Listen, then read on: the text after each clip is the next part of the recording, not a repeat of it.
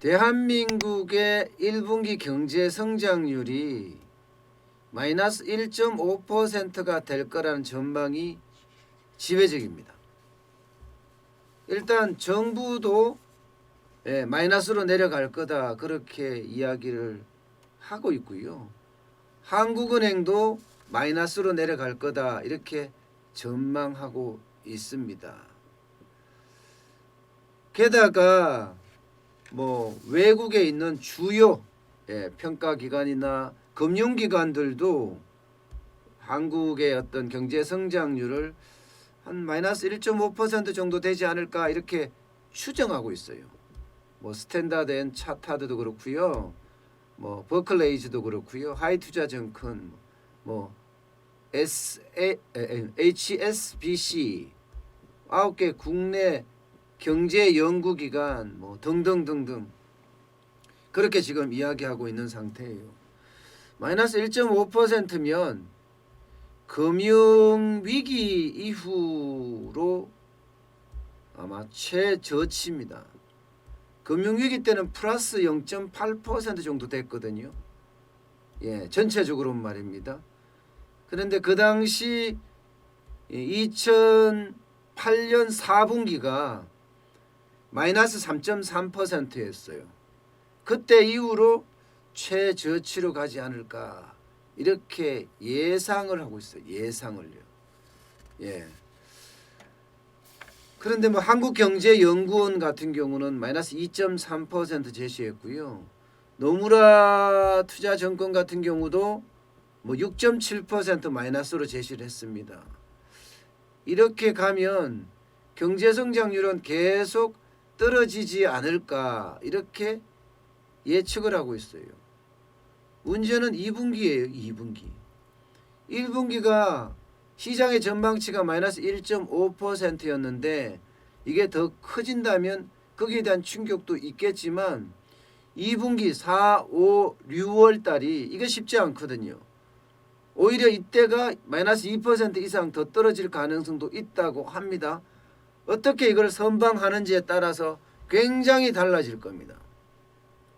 경제 성장률을 구성하는 요소는 크게 세 가지입니다. 크게 세 가지. 소비 요소와 투자 요소와 수출 요소입니다. 소비는 크게 두 가지로 나눕니다. 민간 소비와 정부 소비로 나뉘거든요. 이게 민간 소비는 지금 계속 꼬꾸라지고 있으니까 아마 계속 꼬꾸라질 거예요. 그러면 정부 소비, 돈을 얼마나 많이 푸느냐 이게 문제인데 아마 적절하게 많이 풀어야 될 겁니다. 굉장히 많이 풀어야 될 거예요. 그 다음에 투자 부분에서는 기업의 설비 투자하고 건설 투자 부분이 있습니다. 그런데 4월, 5월, 6월 동안에 기업이 투자하기가 이거 만만치 않습니다. 굉장히 많이 꼬꾸라질 거예요. 오히려. 건설 투자도 마찬가지로 굉장히 꼬꾸라질 것으로 예상이 되고 있고요. 수출은 총 수출 마이너스 총 수입이거든요. 이 순수출입니다. 순수출. 그런데 4월에 자칫하면 무역 수지가 마이너스가 될 수도 있다는 그런 비관적인 전망도 지금 나오고 있는 상태거든요. 게다가 수출이 계속 떨어지고 있는 상태예요. 4월 1일부터 20일까지 27%가 떨어졌기 때문에 이 수출에도 장담 못합니다. 이렇게 봤을 때 소비도 그렇고요. 투자도 그렇고요. 수출도 그렇고요. 제대로 돌아갈 수 있는 경제 성장률을 이끌 만한 요소가 그렇게 많지는 않습니다. 유일하게 있는 게 정부 재정이에요. 정부가 어떻게 하느냐. 소비 부분에도 정부 소비가 있고 투자 부분에도 SOC라는 정부 투자 부분이 있을 거 아니에요. 건설 투자도 있고 설비 투자도 있을 수 있고요. 특히 설비 투자가 있을 수 있다는 말은 좀 그렇긴 하네요. 어쨌든 정부가 유일하게 지금 재원인데 이거 만만치 않다. 결국은 좀 더 떨어지지 않을까. IMF 같은 경우도 우리한테는 굉장히 긍정적인데 그런데도 불구하고 마이너스 1.2% 전망할 정도거든요. 세계 경제 성장률도 마이너스 3.3% 전망했고요. 이렇게 봤을 때 저성장은 기정사실이다. 이것도 올해 1분기, 2분기, 자칫하면 3분기, 4분기는 조금 성장하겠지만 그렇다고 해서 1분기, 2분기에 마이너스를 커버하지 못할 정도 이렇게 지금 될 가능성이 굉장히 큽니다. 이렇게 되면 저성장 기조가 계속 간다는 이야기잖아요. 여기에다 이제 물가예요. 물가가 과연 어떻게 될 건가. 지금 저물가 상황이 점점 더 가속화되는 것 아니냐 이렇게 지금 보이고 있습니다. 통계청이 소비자 물가 동향 발표를 하잖아요. 1월에 소비자 물가가 1.5%였습니다. 아, 이거 좀 괜찮다 이렇게 봤어요. 1.5%까지 올라갔으니까 물가가 기본적으로는요 2% 정도는 올라줘야 합니다. 그래야지 경제가 원활하게 돌아간다 이렇게 이야기할 수 있는 거예요. 경제가 성장한 만큼 물가도 올라줘야 된다 이런 논리거든요. 그런데 1.5%도 사실 좀 부족한 거예요. 그렇지만 뭐 작년에는 전부 마이너스 0점대 물가였으니까 아 이거 심각하다 이렇게 느껴왔는데 1월에 들어서 1.5% 정도 물가가 올랐다 하니까 야 이거 좀 좋아지는 것 아니냐 이렇게 봤어요. 그런데 2월에 뚝 떨어졌습니다. 1.1%로 떨어지고요. 3월에도 1.0%로 또 떨어졌어요. 석 달 연속 1%대 1.5% 올라가지 못하고 하향 곡선을 그린 겁니다. 그런데 더 심각한 것은요. 3월 달에 보면 서비스 물가 상승률이 0.5% 오르는 데 그쳤습니다. 이 서비스 물가 상승률이 그만큼 0.5% 저물가가 됐다는 것은요. 앞으로 굉장히 어려워진다는 그런 이야기도 여기에 포함되어 있습니다. 실제 외환 위기 때 1999년이죠. 12월에 0.1%였거든요. 올해 2월에도 서비스 물가는 0.4% 거쳤어요. 코로나19 때문에 서비스 산업 자체가 왕창 죽은 탓이죠. 누가 사용하는 사람이 없으니까 항공도 그렇죠, 여행도 그렇죠, 뭐 면세점도 그렇죠, 뭐 할 것 없이 그야말로 폭망 수준으로 망가졌으니까 서비스 물가가 죽을 수밖에요. 그러니까 저 물가가 이게 서비스 물가가 주도하는 그런 모양새가 지금 보이고 있는 데다가 문제는요. 근원 물가라고 하죠. 근원 물가. 이거는 이제 뭐 계절성이 있는 거 있잖아요. 농산물이라든가 이런 거 빼고요. 그다음에 시의성이 있는 거.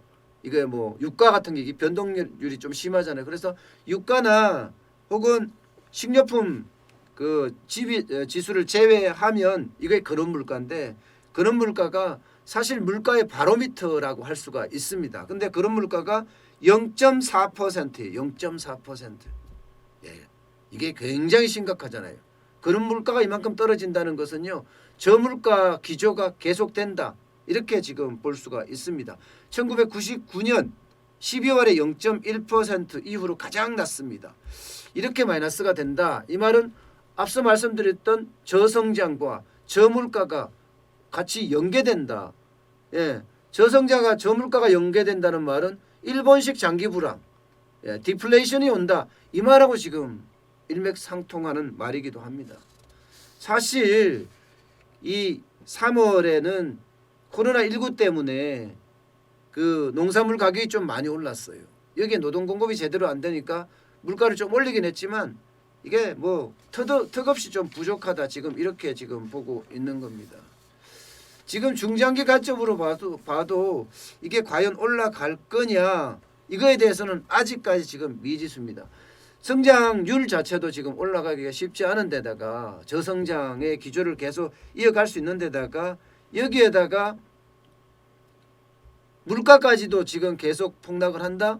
지금 물가를 더 내릴 수 있는 요소는 지금 부직기수로 쌓여 있습니다. 유가 보세요. 유가가 지금 뭐 좀 특이사항이긴 하지만 마이너스 37% 배럴당 서부 텍사스산 중진유가 말입니다. WTI가 그렇게 내려갔거든요. 이것은요. 우리 물가 하방 압력에 하방 압력을 줄 수밖에 없는 그런 구조예요. 그럼 물가가 더 내려간다는 이야기입니다. 더 내려간다. 지금보다가. 3월 들어서서 1% 유지했지만 4월에서는 0점대 뭐 마이너스 물가도 이야기하는 사람들이 있을 정도로 이 물가가 신찮습니다. 게다가 수요 부진이 지금 계속 이어지고 있잖아요.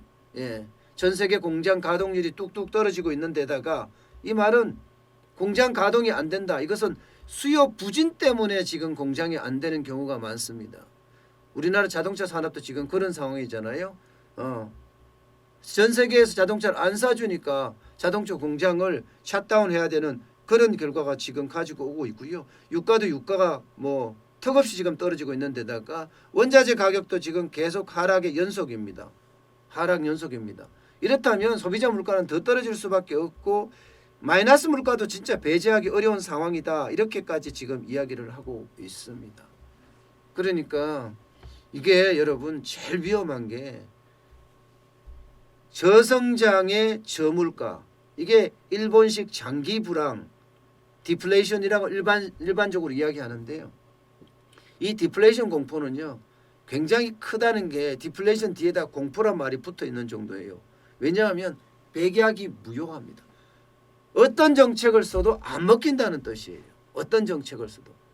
그만큼 디플레이션은 굉장히 무서운 그런 공포 중에 하나이기도 합니다. 왜 일본이 잃어버린 10년, 잃어버린 20년, 잃어버린 30년이라는 표현을 썼겠습니까? 일본은 뭐 경제 정책을 안 썼겠어요? 뭐 다양한 경제 정책을 내놨지만 거의 뭐 먹히지 않았습니다. 심지어 일본은 상품권을 막 뿌리기도 했습니다. 지금 우리 긴급 재난 지원금 뿌리듯이 막 뿌리기도 했는데 전혀 먹히지가 않았어요. 예, 그런 공포가 올까봐 지금 굉장히 두려워하고 있다. 이렇게 예상을 하고 있습니다. 다행히 모르겠어요. 오늘 S&P인가요? S&P 글로벌 신용평가 기관이죠. 거기서는 내년에 우리 경기가 굉장히 좋아질 거다 하는 예상을 내놨습니다. 예, 뭐 올해는 거기도 마찬가지로 마이너스 1.5% 정도 되겠지만 내년에는 5% 성장을 하지 않겠느냐 하는 아주 파격적인 이야기도 지금 내놨어요. 그래서 어떻게 하면 5%로 갖고 갈 것이냐, 뭐 그것도 고민해봐야 된다. 저는 5%까지는 보고 있지 않습니다. 시진핑이 방안을 해서 어떤 행보를 보일지 모르지만 시진핑이 방안을 한다면 성장률이 좀 더 올라갈 수 있다고 저는 보고 있고요. 여기에다가 내년에 올해 못한 어떤 성장률을 좀 가져갈 수 있다는 거, 그렇게 생각하면 내년에 성장률은 분명히 올라갈 것은 분명하지만 뭐 S&P가 전망했던 것처럼 5%까지 갈 수 있을까? 그건 조금 저는 유보적입니다. 유보적. 좀 더 두고 봐야지 알 것 같다. 왜냐하면 정부가 정책을 어떻게 쓰느냐에 따라서 굉장히 달라질 수가 있거든요. 예, 성장 전략 이씨 돈을 푸느냐, 그렇지 않고 지금 뭐 50%, 100%, 뭐 70%냐, 100%냐 이거 갖고 지금도 싸우고 있는 것처럼 이 동작이 굼뜨잖아요. 동작이 굼뜨면서 그냥 퍼주기로 갈 거냐, 이런 문제들이 모두 영향을 미칠 수가 있습니다. 가장 중요한 것은요, 정부가 돈을 어떻게 쓰느냐. 지금 제일 중요한 건 내수거든요. 내수. 수출은 이미 최대 소비 시장들이 지금 망가졌어요. 유럽 시장, 미국 시장이 망가졌습니다.